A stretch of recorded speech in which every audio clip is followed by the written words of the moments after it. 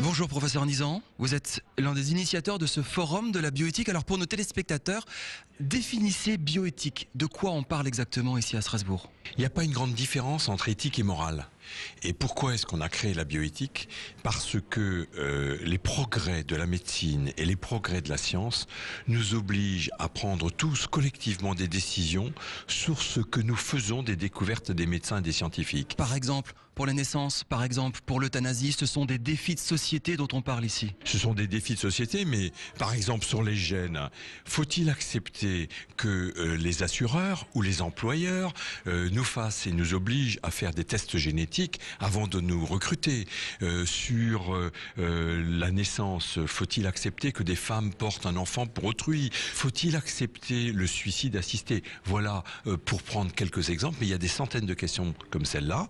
C'est des questions, elles n'ont pas forcément de réponse, et en tout cas chacun y répond en fonction de ses propres valeurs. Ce qui est formidable, c'est que là, on est aux frontières de la médecine et du lien social. On parle des familles, on parle d'enfants qui ne veulent pas forcément suivre la vie ou suivre les parents, et on est vraiment au cœur du foyer là. On n'est pas dans la médecine, justement pas. On n'est pas dans un colloque médical.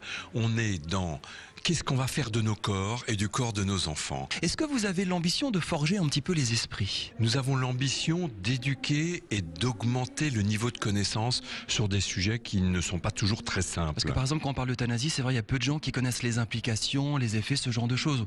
Voilà, on est pour, contre, sans vraiment savoir ce que ça implique. Voilà, si on fait un sondage en noir et blanc, 87% des Français ne veulent pas souffrir, donc ça ne veut pas dire non plus que 87% des Français sont favorables à l'euthanasie. Alors aujourd'hui c'est très particulier, on est au Conseil de l'Europe, il y a 200 jeunes qui ont participé à des travaux sur la fin de vie. J'ai 16 ans, 17 ans et je m'intéresse à la fin de vie dans le plus tard possible évidemment. C'est quelque chose qui vous épate ça? Ça m'épate complètement, et d'ailleurs je vais m'installer dans la salle et écouter ce qu'ils disent. Je suis frappé de voir leur appétence sur ces sujets.